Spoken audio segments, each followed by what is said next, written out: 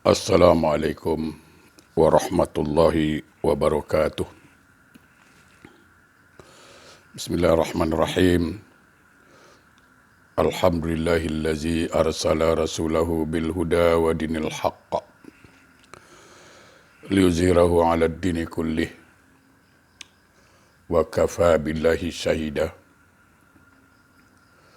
Asyhadu an la ilaha illallah wahdahu la syarikalah wa ashhadu anna sayyidana Muhammadan abduhu wa rasuluh la nabiyya ba'dah. Allahumma fasalli wa sallim ala sayyidina Muhammadin wa ala alihi wa ashabihi rasulillahi ajma'in, amma ba'du. Rabbi israh li sadri wa yassir li amri wahlul 'uqdatam min lisani yafqahu qawli. Subhanaka la ilma lana illa ma 'allamtana innaka antal alimul hakim. La haula wa la quwwata illa billahil aliyil azim. Ilahi anta rabbi wa ridhakal matlubi. Saudaraku jemaah yang dimuliakan Allah, tidak pernah bosan kita bersyukur pada Allah Subhanahu wa taala. Allah yang sangat maha baik kepada kita. Allah yang maha pengasih, yang maha penyayang. Allah yang menghidupkan kita dan Allah yang mematikan kita. Dan Allah jugalah yang akan membangkitkan kita nanti di hari kiamat. Mudah-mudahan Allah akan bangkitkan kita, kumpulkan kita bersama hamba-hamba yang Allah ridha. Amin. Salawat dan salam tak lupa, mari sama-sama kita sanjungkan keharibaan junjungan alam Rasulullah sallallahu alaihi wasallam. Allahumma salli ala Sayyidina Muhammad wa ala ali Sayyidina Muhammad. Mudah-mudahan kita semua mendapat syafaat dari beliau kelak di yaumil akhir. Amin. Allahumma amin.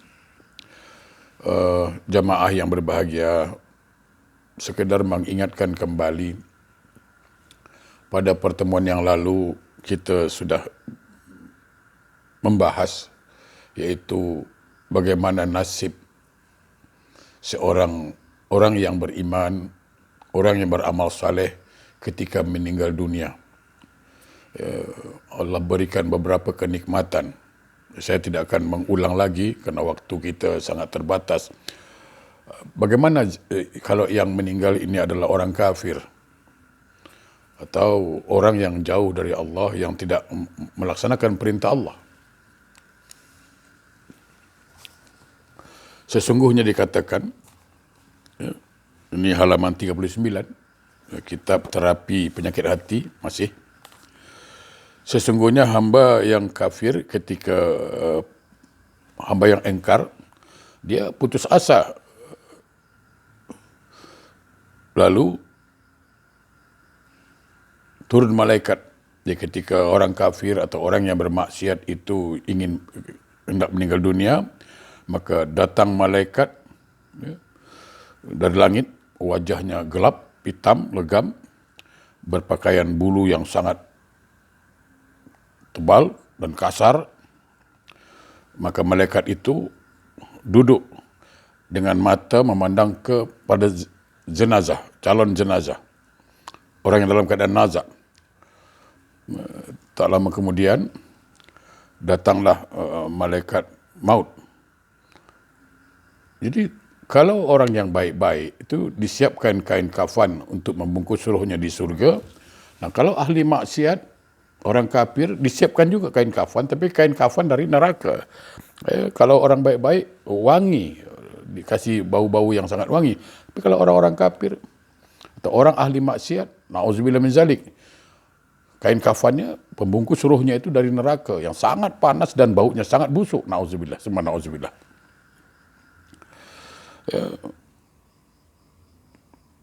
Lalu diserukan, wahai jiwa yang tenggelam, keluarlah engkau. Keluarlah, wahai jiwa roh, keluarlah engkau, wahai jiwa yang tenggelam dalam jasad. Sehingga roh itu disentak oleh malaikat maut macam orang menyentak tali pancing lah. Mana ada orang sentak tali pancing slow motion? Tak ada. Sap. Ya, Subhanallah. Maka ditariklah nyawa hamba itu, ahli maksiat maksudnya, oleh malaikat seperti menarik besi, pemanggang daging dari bulu-bulu domba yang tercabut. Jadi bayangkan bulu-bulu domba dikasih besi panas. Ya. Lalu roh itu dibawa oleh malaikat, diletakkan pada kain kafan yang dari neraka juga tadi. Lalu baunya sangat busuk. Seperti jauh lebih busuk dari semua bangkai yang ada di bumi ini.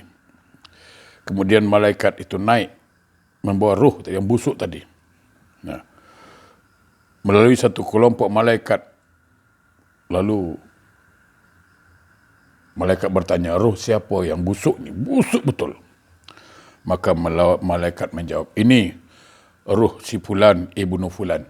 Ya, ruh Fulan bin Fulan. Dengan nama-nama yang sangat buruk disebut, keburukan yang disebut. Lalu malaikat yang membawa roh ini tadi, roh ahli maksiat ini, minta dibukakan pintu langit. Apa yang terjadi? Ketika malaikat meminta supaya pintu langit dibuka, maka Rasulullah membacakan ayat Al-Quran, surah Ar-Raf ayat 40. A'udzubillahi minasyaitonirrajim. La tufattahu lahum abwabus sama' wa la yadkhulunal jannah hatta yalijal jamalu fi sammil khiyat. Sekali-kali tidak akan dibukakan bagi mereka pintu-pintu langit. Dan tidak pula mereka masuk ke surga sehingga unta boleh masuk lubang jarum. Subhanallah. Nanti di penghujung kita akan cuba ulang kaji balik. Kita sambung hadis ini dulu. Jadi roh ahli maksiat, roh orang kafir ini, dia tidak naik ke langit. Tertutup pintu langit. Ya. La tufattahu lahum abwabus sama'. Sekali-kali tidak akan dibukakan bagi mereka pintu-pintu langit. Ya. Lalu Rasulullah melanjutkan. Tak lama kemudian Allah memerintahkan masukkan dia dalam catatan yang paling bawah, sijjin. Jadi kalau roh orang baik-baik, dia akan tercatat di dalam tempat disebut illiyin. Tapi kalau roh orang yang jahat, roh orang kafir, ahli maksiat, itu akan ditempatkan di sijjin, tempat yang buruk. Lalu beliau mengatakan, membaca surah Al-Hajj 31, dengan mengatakan, dan barang siapa menyekutukan Allah, maka ia akan jatuh dari langit disambar oleh burung atau jatuh ditiup angin di tempat yang jauh. Ya. Alhamdulillah. Lalu Rasulullah melanjutkan hadis itu, ruh itu akan dikembalikan ke bumi, tidak diterima langit. Lalu datang malaikat bertanya, mendudukkan ruh ini tadi, siapa Tuhanmu? Ma rabbuka? Ditanya. Malaikat bertanya. Lalu, karena dia memang tidak mengenal Allah dan tidak melaksanakan perintah Allah, engkar kepada Allah sewaktu di dunia, dia tak tahu nak jawab. Gitu aja. Ma dinuka? Apa agamamu? Pun dia orang yang tak tahu agama, tak melaksanakan perintah agama, tidak pernah solat. Pada solat itu tiang agama. As-salatu imaduddin, faman aqamaha faqad aqamadin, wa man tarakaha faqad hadamadin. Solat itu tiang agama. Siapa mendirikan solat menegakkan tiang Islam, siapa meninggalkan solat meruntuhkan tiang Islam. Dia tidak pernah solat, dia engkar pada Allah. Menjadi pengkhianat agama. Jadi ketika ditanya siapa Tuhanmu, dia tak boleh jawab. Karena memang dia jauh dari Tuhan, dari Allah di dunia. Apa agamamu? Dia tak boleh jawab kerana memang dia telah meruntuhkan tiang agama iaitu solat. Semua jawab, tak tahu. Ya. Tiba-tiba terdengarlah suara dari langit. Kazab, tak bohong hamba aku itu. Maka hamparkanlah kasur tilam-tilam dari neraka untuknya dan bukakanlah jurang-jurang neraka buat dirinya. Maka datangkan kepadanya panasnya,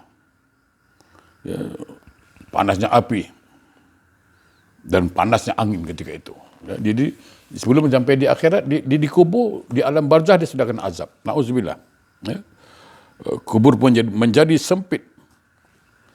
Kubur menjadi sempit sehingga sangkin sempitnya bertemu tulang rusuk kanan dengan kiri. Berbunyi macam kucing makan tulang. Lalu datang seseorang yang wajahnya sangat buruk. Baunya busuk sekali. Ya. Dia mengatakan apa? Aku adalah amal burukmu dan inilah hari yang dijanjikan Allah. Lalu bertanya dia, man anta, engkau siapa? Maka orang itu menjawab, aku adalah amal burukmu, amal jahatmu. Lalu ruh itu memohon supaya jangan cepat-cepat kiamat.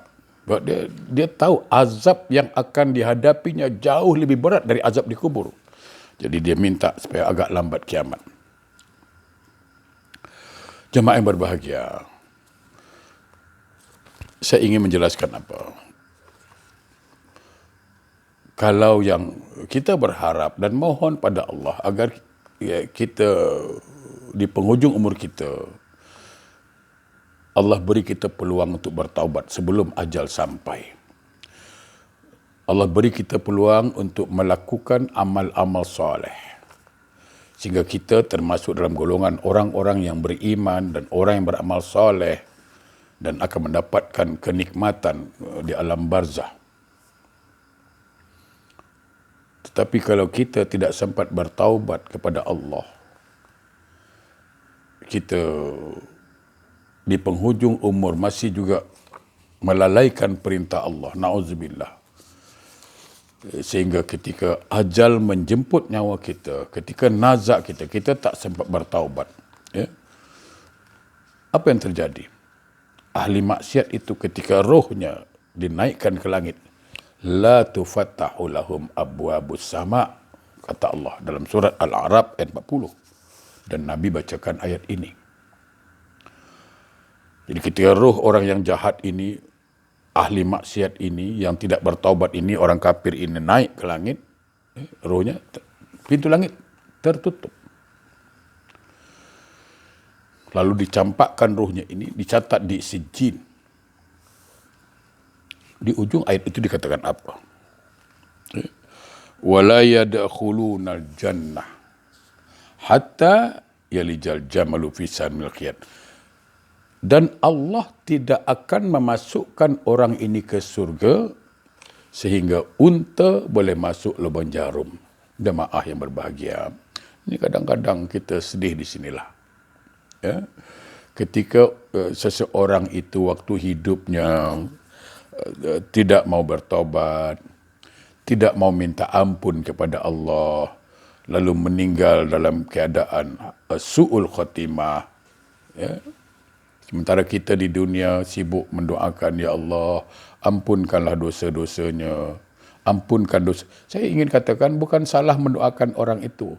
Masalahnya sekarang, orang yang mati, orang yang kita doakan ini tak pernah minta ampun pada Allah. Itu masalahnya.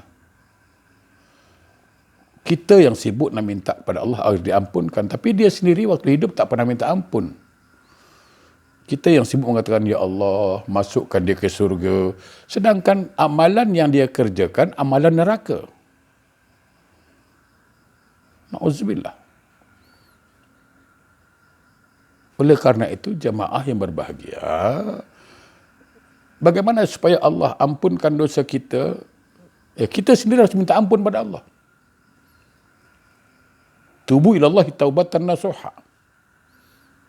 Bertaubat kepada Allah dengan sebenar-benar taubat. Jadi ketika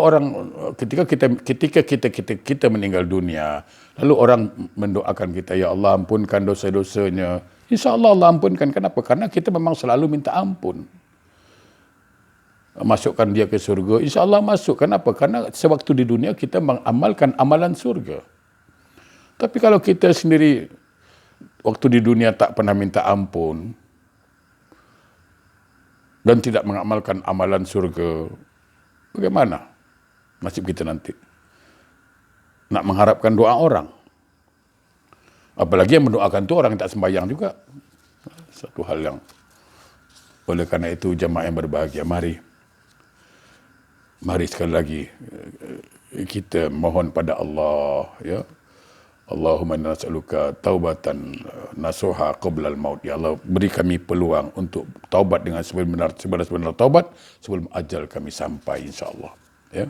Jadi ini sikap kalau orang yang beriman meninggal dunia, dia mendapat kenikmatan di alam barzah. Tapi orang yang kufur, nikmat, orang yang kafir, ahli maksiat, ketika dia meninggal dunia, dia mendapat azab di alam barzah. Ya. Kalau orang yang baik, orang beriman, orang beramal soleh, ketika meninggal dunia, di alam barzah dia mendapat nikmat, di akhirat lebih dapat nikmat lagi. Tapi kalau orang ahli maksiat, orang kafir, orang yang melalaikan perintah Allah, dia mendapat azab, di akhirat lebih azab lagi. Mudah-mudahan Allah bimbing kita, Allah ampunkan segala dosa kita, dan kita husnul khotimah, jangan sampai su'ul khotimah. Assalamualaikum warahmatullahi wabarakatuh.